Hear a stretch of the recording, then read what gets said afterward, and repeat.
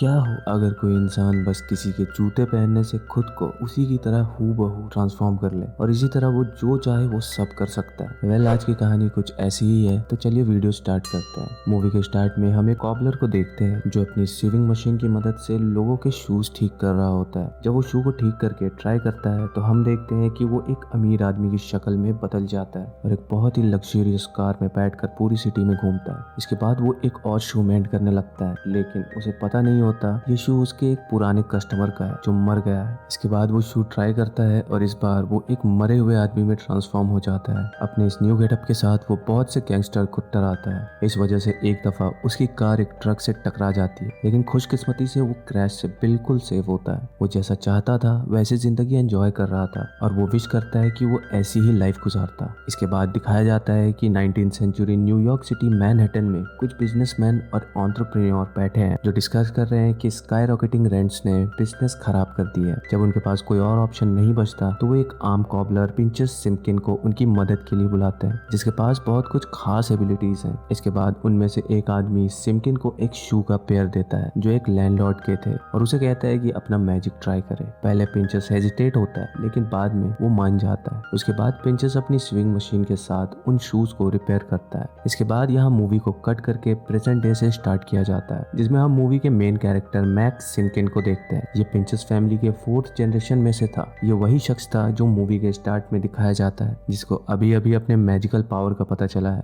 अपने पुरखों की तरह ये शॉप उसे अपनी विरासत में मिली है। मैक्स अपनी बीमार और बूढ़ी माँ सारा के साथ एक छोटे से अपार्टमेंट में रहता है और बहुत सालों पहले उसके फादर यहाँ से चले गए थे। मैक्स की शॉप के साथ जिमी नाम का एक आदमी था जिसने अपनी बार्बर की शॉप ओपन की थी। एक दिन मैक्स अपनी शॉप पर अपना काम कर रहा था कि वहाँ पर एक लेडी आती है जो अपना नाम कार्मेन बताती है। वो एक सोशल वर्कर है और लोअर ईस्ट साइड पर उन लोगों की मदद करती है जिनके पास अपने घर नहीं है। लग्जरी रियल एस्टेट के लोग फोर्सफुली उन लोगों से उनके घर छीनना चाहते हैं और उनकी प्रॉपर्टी पर कब्जा करना चाहते हैं। इसलिए कार्मेन डोर टू डोर जाकर लोगों को अवेयर कर रही है ताकि गवर्नमेंट इन लोगों को रोके जो गरीब लोगों से जबरदस्ती उनकी प्रॉपर्टी ले रहे हैं। खैर मैक्स को तो वैसे इसमें कोई इंटरेस्ट नहीं था, लेकिन उसे कार्मेन क्यूट लगी और मैक्स को उससे हमदर्दी भी हुई। उसी दिन एक रूड आदमी लडलो शॉप में एंटर होता है और मैक्स से कहता है कि उसके शू को पॉलिश करे। मैक्स मान जाता है और लडलो मैक्स के काम से बहुत इंप्रेस होता है। वो उसे अपने शू का एक पेयर देकर जाता है और उसे कहता है कि इसे फिक्स करे। जैसे ही लडलो वहां से जाता है मैक्स जल्दी से अपने काम पर लग जाता है, लेकिन जब वो उसके शूज को ठीक कर रहा होता है तो अचानक उसकी सेविंग मशीन खराब हो जाती है। वो कॉल करके रिपेयरिंग के लिए किसी को बुलाता है, लेकिन उस वक्त सब बिजी होते हैं और अगले वीक आने को कहते हैं। जब मैक्स के पास कोई और ऑप्शन नहीं बचता तो मैक्स अपने बेसमेंट में जाता है।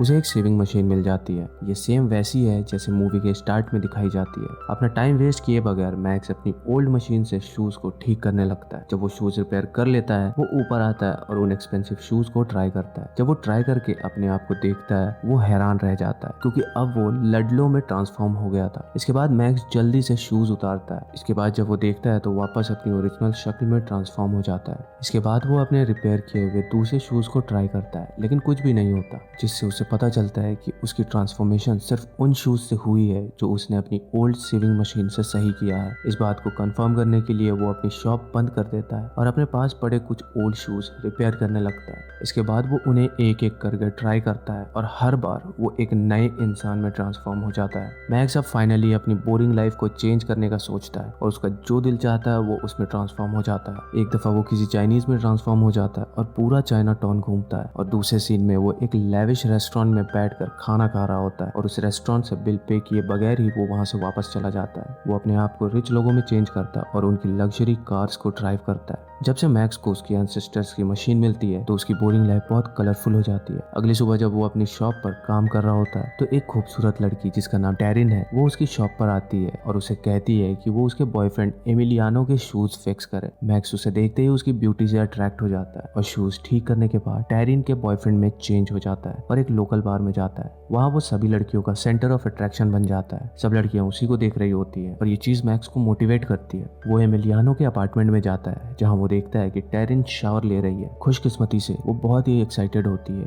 और एमिलियानो को बुलाती है कि वो उसके साथ आकर शावर ले। मैक्स फौरन से मान जाता है, लेकिन उसे जल्द ही रियलाइज होता है कि अगर वो शूज उतारेगा तो वो अपने ओरिजिनल फॉर्म में ट्रांसफॉर्म हो जाएगा। वो बहाने बनाता है और वहाँ से भाग जाता है। दिन गुजरने के साथ ही मैक्स का इंटरेस्ट कार्मेन में बढ़ जाता है। मैक्स उसका पीछा करता है और उसको स्टॉक करता है। उसी रात मैक्स अपनी माँ से कहता है कि क्या वो किसी से मिलना चाहती है या उनकी कोई विश है। सारा मना कर देती है, लेकिन वो कहती है कि वो एक बार अपने हस्बैंड से मिलना चाहती है। उसी रात वो सारा के लिए एक रोमांटिक डिनर अरेंज करता है और खूबसूरत ड्रेस खरीदता है। जब सारा तैयार हो रही होती है तो मैक्स अपने फादर में ट्रांसफॉर्म हो जाता है और उसके बाद वो अपनी माँ के पास आता है। प्यारी और मासूम सारा अपने हस्बैंड को इतने सालों बाद मिलकर बहुत खुश होती है। वो उससे ज्यादा नहीं पूछती कि वो कहाँ था। दोनों ही अपने पुराने दिनों को याद करते हैं और उसके बाद कुछ डांस करते हैं। मैक्स अपने फादर में ट्रांसफॉर्म होकर सारा को बेड तक छोड़ने जाता है और उस वक्त तक वहाँ रहता है जब तक वो सो नहीं जाती। बदकिस्मती से अगली सुबह मैक्स देखता है कि उसकी माँ मर चुकी है। इसके बाद सारा की मौत के अफसोस के लिए बहुत सारे लोग आते हैं, लेकिन अपनी माँ की मौत के लिए मैक्स खुद को जिम्मेदार समझ रहा होता है। उसे अपसेट देखकर जिमी उसके पास आता है और उसे चीयर अप करता है, लेकिन मैक्स चुप करके वहाँ से उठकर चला जाता है। इस वाकये के बाद मैक्स दोबारा काम करने शॉप पर जाता है। उसका पहला कस्टमर लडलो था जो अपने शूज उससे वापस मांगता है। मैक्स उसको शूज देने से मना कर देता है और कहता है कि शूज रिपेयर करना बहुत मुश्किल है, जिस वजह से लडलो बहुत नाराज हो जाता है और मैक्स को धमकी देता है कि उसे अपने शूज शाम तक वापस चाहिए वरना मैक्स मुश्किल में पड़ सकता है। जैसे ही लडलो वहाँ से जाता है मैक्स अपनी बेइज्जती का बदला लेने का सोचता है। इसके बाद वो अपना अपीयरेंस चेंज करके लडलो का पीछा करता है। इसमें उसे पता चलता है कि लडलो एक गैंगस्टर है जो दूसरों को धमकी देता है और मारता है। उसके बाद लडलो अपने अपार्टमेंट में जाता नजर आता है और वहाँ से किसी बिजनेस मीटिंग के लिए चला जाता है। मैक्स इस वक्त का फायदा उठाता है और अपने आप को लडलो में ट्रांसफॉर्म करता है। फिर उसके अपार्टमेंट में एंटर हो जाता है कि अगर उसे वहाँ कुछ खास मिलेगा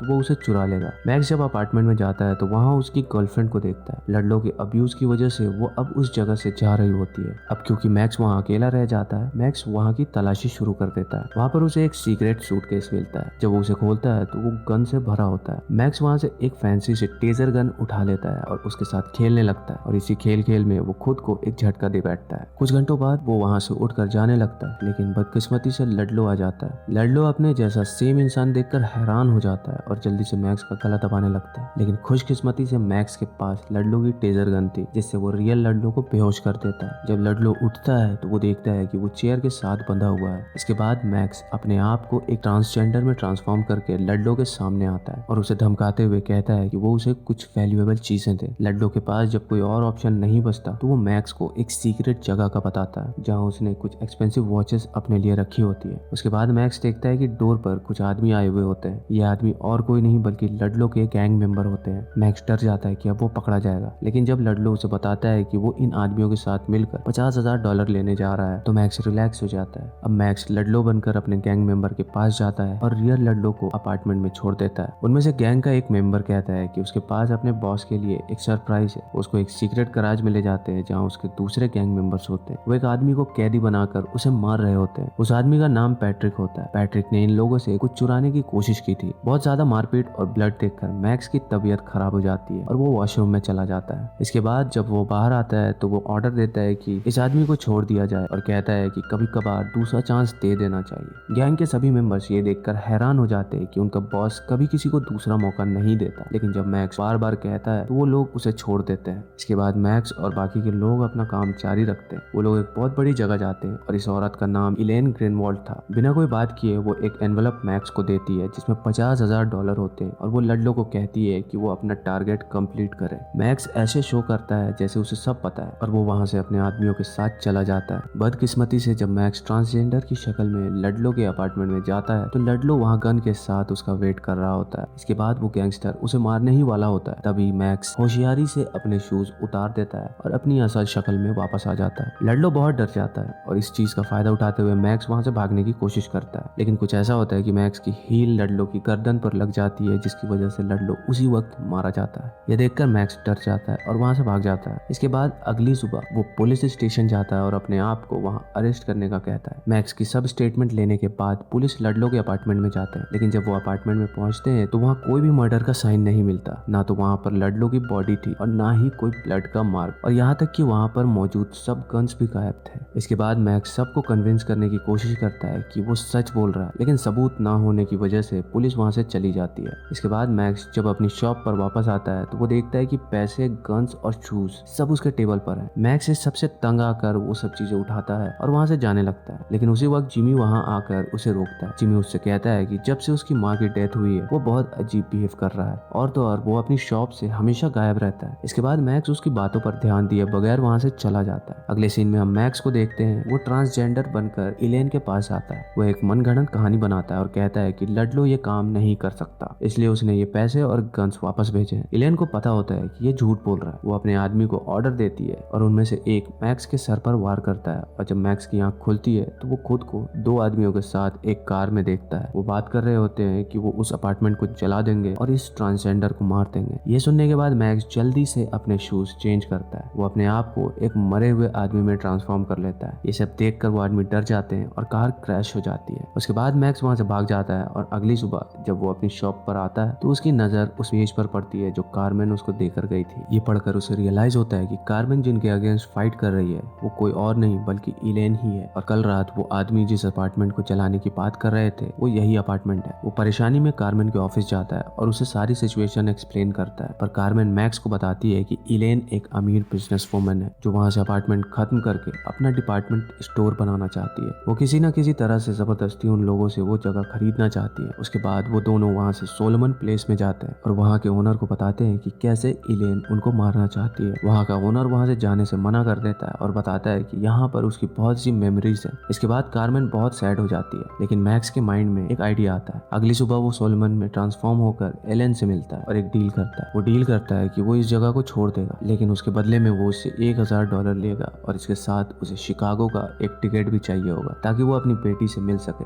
इलेन फौरन से मान जाती है और कहती है कि वो उस जगह को खाली कर दे। उसी शाम दो लोग जेफरी और ब्रायन सोलोमन के अपार्टमेंट में जाते हैं ताकि उसे पैसे दे सके। जैसे ही मैक्स देखता है कि सब बिजी है, मैक्स चालाकी से अपना प्लान आगे बढ़ाता है। पहले वो अपने आप को जेफरी में ट्रांसफॉर्म करता है और इलेन को कहता है कि सोलोमन ने अपार्टमेंट लेफ्ट कर दिया है। इसके बाद जब वो असल जेफरी अपार्टमेंट में जाता है तो मैक्स अपने आप को ब्रायन में चेंज करता है और जेफरी को मार देता है। इसके बाद रियल सोलोमन ब्रायन के साथ ही होता है। जैसे ही वो एयरपोर्ट पहुंचते हैं पुलिस ब्रायन को पकड़ लेती है क्योंकि उसके पास वेपन था। उसके अगले दिन कारमेन इलेन से मिलती है और वो उसे कहती है कि वो बस सोलोमन के अपार्टमेंट को विजिट करने गई थी। इलेन बहुत चालाक थी, उसे कारमेन पर यकीन नहीं होता। जैसे ही जेफरी इलेन को इन्फॉर्म करता है कि सोलोमन रात को शिकागो चला गया है, वो जल्दी से अपार्टमेंट में जाती है, लेकिन वो वहां देखती है कि सोलोमन वहीं बैठा है। असल में ये मैक्स है जो सोलोमन बनकर वहां बैठा है। इलेन सोलोमन को धमकी देती है कि वो उसकी बेटी को मार देगी, लेकिन अचानक पीछे से रिपोर्टर्स का एक ग्रुप बाहर आता है और इलेन को कहता है कि सारा सेटअप उसके गलत कामों को पकड़ने के लिए किया गया है। इलेन को फाइनली पकड़ने के बाद उसी शाम को मैक्स और कारमेन मिलते हैं और वो दोनों नेक्स्ट वीकेंड डेट पर जाने का कहते हैं। उसी रात मैक्स लडलो बनकर उसकी गर्लफ्रेंड के अपार्टमेंट में जाता है ताकि वो लडलो की कुछ वॉचेस उसे दे सके। बदकिस्मती से जब वो वापस आ रहा होता है तो पैट्रिक और उसके कुछ आदमी उसे पकड़ लेते हैं और अपने साथ ले जा रहे होते हैं। अभी वो ज्यादा दूर नहीं गए होते हैं कि कार का एक्सीडेंट हो जाता है। उसके बाद जब मैक्स की आंखें खुलती है तो वो खुद को जिमी के बार्बर शॉप में देखता है। जिमी उसे बताता है कि वो उसे कार में से लेकर आया है। मैक्स कंफ्यूज होता है और जिमी से पूछता है कि वो हर वक्त उसके बारे में क्यों पूछता है। इसके बाद जिमी अपने शूज उतारता है और वो अपने असली शक्ल में आ जाता है। मैक्स को शॉक लगता है क्योंकि जिमी और कोई नहीं बल्कि उसके फादर है इब्राहिम। मैक्स को अपनी आंखों पर यकीन नहीं आ रहा होता। उसके फादर उसे बताते हैं कि उसने अपनी फैमिली को बचाने के लिए अपने आप को चेंज करके रखा है क्योंकि कुछ बुरे लोग इब्राहिम के पीछे पड़े हुए हैं। उसके बाद वो मैक्स को एक सीक्रेट जगह पर लेकर जाता है। यहाँ पड़े सब शूज उन आदमियों के हैं जो हर डेकेड में आने वाले नोबल और अमीर आदमी थे। इब्राहिम उसे बताता है कि मैक्स भी सिमकिन फैमिली का ब्लड है और उसे भी अब यही लाइफ गुजारनी है। इसके बाद इब्राहिम मैक्स को उस जगह ले जाता है जहां उसका ड्राइवर एक बहुत बड़ी लेविश कार लेकर उसके लिए खड़ा होता है और मूवी के लास्ट में हम देखते हैं कि वो दोनों इस मशीन के बारे में बात कर रहे होते हैं कि वो कैसे बनी थी और कहां से आई। कहानी कैसी लगी हमें कमेंट करके जरूर बताइएगा। मिलते हैं अगली वीडियो में, तब तक के लिए जय हिंद।